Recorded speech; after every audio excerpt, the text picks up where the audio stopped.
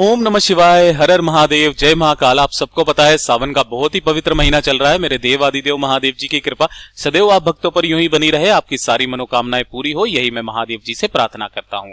देखिए, अगर आप अपने जीवन में बहुत ज्यादा हताश हो चुके हैं, आप जिस कार्य में हाथ डालते हैं सफलता मिलती नहीं है ना, काफी ज्यादा परेशान हो चुके हो, आपकी कोई मनोकामना है जो काफी समय से अटकी हुई है, पूरी होती ही नहीं है, आपका व्यापार अच्छे से नहीं चल रहा है, घर में कुछ भी अच्छा नहीं हो रहा है, तो मात्र आपको छोटा सा उपाय करना होगा। एक लाल धागे वाला उपाय, चुपचाप आपको करना है ये वाला उपाय। महादेव जी की कृपा आप पर बरसेगी, आप जो मांगोगे वो सब कुछ आपको मिलेगा। सावन का महीना है, मेरे देव आदिदेव महादेव जी को प्रसन्न करने का सबसे आखिरी मौका है। कल है नवमी तिथि, तो उस दिन इस उपाय को किया जाता है।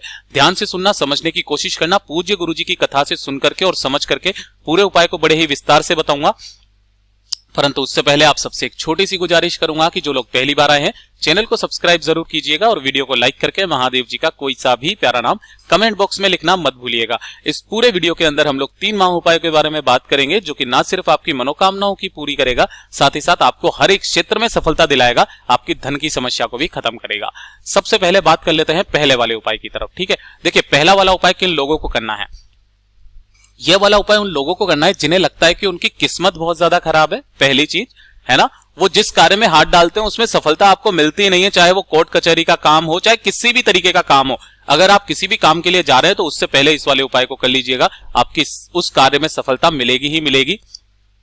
चाहे वो कोर्ट कचहरी का हो, चाहे लड़ाई झगड़े का हो, कैसा भी काम हो, सफलता मिलेगी। आपकी किस्मत दिन दूनी रात चौगुनी चमकनी लगेगी। ठीक है, तो ध्यान से सुनना, समझने की कोशिश करना। इसके लिए आपको चाहिए होगी थोड़ी सी मोली या फिर जो कलावा आप बोलते हो ना, इस तरीके की चाहिए। पिछली बार जब मैंने यही वाला उपाय बताया था तब काफी सारे भक्तों ने पूछा था कि भैया हमें मोली ये वाली चाहिए या फिर ये मोटी वाली जो आती है ये वाली चाहिए। तो आप कोई सी भी ले लेना, आपको लाल धागा चाहिए और उसमें भी सबसे जो अचूक रहता है वो रहता है मोली या फिर कलावा, दोनों में से कुछ भी आप ले सकते हो। ठीक है, ये ले लेना, पूरा गट्ठर लेना चाहो पूरा गट्ठर ले लेना, थोड़ी सी ज्यादा लेना। उसी के साथ में आपको लेना होगा 1 लोटा शुद्ध जल, अपने घर का शुद्ध जल। ठीक है, और साथ ही साथ ले लेना 1 घी का दीपक। ध्यान रखना, इसके अंदर जो घी भरोगे वो भरोगे गौ माता का घी, और जो बत्ती लगाओगे वो लगाओगे गोल बाती। ठीक है ना, इन सभी चीजों को लेकर के आपको पहुंचना होगा आंवले के पेड़ के पास। लेकिन ये चीज ध्यान रखना, इसको करने का एक नियम है, तरीका है, उसी तरीके से आपको करना है। आंवले के पेड़ के पास पहुंचोगे, सुबह जाना चाहो सुबह चले जाओ, शाम को जाना चाहो शाम को चले जाओ, कोई दिक्कत नहीं है। सबसे पहले आपको यहां आते ही 1 लोटा शुद्ध जल ओम नमः शिवाय श्री शिवाय नमस्तुभ्यम का स्मरण करते हुए आपको यहां पर समर्पित करना होगा। ठीक है, कुंदकेश्वर महादेव जी के नाम से। पहला काम तो ये हो गया। दूसरा काम आपको क्या करना है कि जो आपने एक दीपक लिया है उस एक दीपक को जड़ के पास में यहां पर आपको प्रज्वलित कर देना है। घर से जला करके मत लाना, माचिस लेकर के आ जाना, यहां जला देना। यहां जला देने के पश्चात आपको कैसे क्या करना है ध्यान से रखना। सबसे पहले आपको इस वृक्ष की 5 परिक्रमा करनी है। कितनी परिक्रमा? 5 परिक्रमा करनी है। और 5 परिक्रमा करने के पश्चात जो आपने थोड़ी सी मोली ली है ना, अपनी कामना के कार्य सिद्धि के लिए, मनोकामना पूर्ति के लिए, आपको यहां पर इसकी टहनी पर कहीं पर भी वो मोली को बांध देना है, थोड़ी सी ज्यादा बांध देना और बाकी की वहीं छोड़ करके आ जाना। ठीक है, यहां आपने बांध दिया। ये तो हो गया नवमी तिथि के दिन।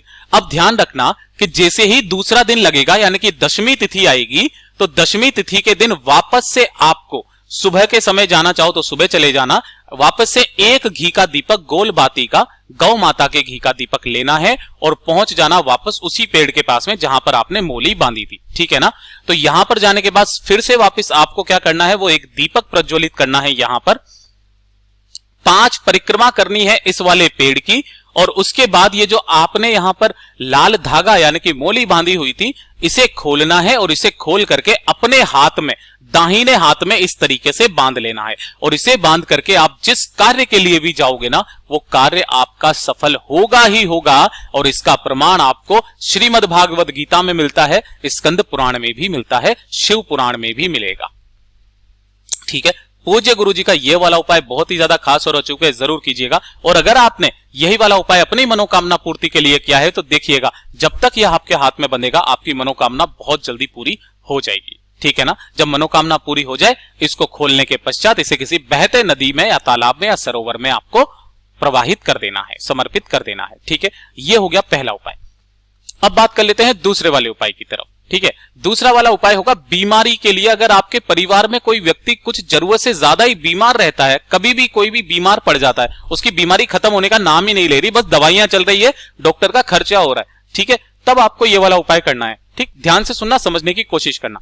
आपको नवमी तिथि के दिन शाम के समय पर क्या करना है, इस तरीके से एक आटे का दीपक तैयार करना है। अब काफी सारे लोग पूछेंगे कि भैया हमें चौखटा, ये 4 मुखी वाला बनाना है या 6 मुखी वाला बनाना है, गोल बनाना है, कैसा बनाना है? तो आपकी जो मर्जी वो आप बना लेना, लेकिन ये चीज ध्यान रखना, इसके अंदर आपको 4 बत्तियां लगानी है। अगर आपने यहां पर इस तरीके से चौमुखी लगाया है तो चौमुखी में आप 4 बत्ती ऐसे लगा देना। अगर आपने गोल बनाया है तो आपको लगानी 4 बत्तियां हैं, ये मेन है। आप दीपक चाहे कैसा भी बनाना, लेकिन बत्तियां 4 आपको लगानी है, ठीक है। ये लगा दोगे, लंबी बाती 4, ध्यान रखना। उसके बाद में इस एक दीपक में आपको भरना होगा, थोड़ा सा भरना तिल का तेल, है ना, थोड़ा सा भरना है आपको तिल का तेल। अब काले तिल का हो चाहे सफेद तिल का, कोई दिक्कत नहीं है, आपको तिल का तेल भरना है। और थोड़ा सा भरना है सरसों का तेल, दोनों का भरना होगा आपको इसके अंदर, है ना। तिल का तेल और सरसों का तेल इसी दीपक के अंदर भर देना, जिसके अंदर आपने 4 बत्तियां लगाई है। इन्हीं 4 बत्तियों को आपको प्रज्वलित करना है। और प्रज्वलित करने के पश्चात आपके घर में जो भी व्यक्ति बहुत ज्यादा बीमार रहता है, बीमारी रहती है उसको, या फिर कोई बूढ़ा बाढ़ा आदमी कोई है, कोई वृद्ध आदमी है, तो उसके सिर से लेकर के पैर तक इस तरीके से, फिर यहां से फिर से वापस ऐसे जाना है, फिर से वापस ऐसे जाना है, ऐसे सिर से लेकर पैर तक, केवल सिर पर नहीं करना है, सिर से लेकर पैर तक आपको 21 बार उसे उसार लेना है। लेकिन ध्यान रखना, उसारते समय आपको भगवान नरसिंह जी का स्मरण करना है।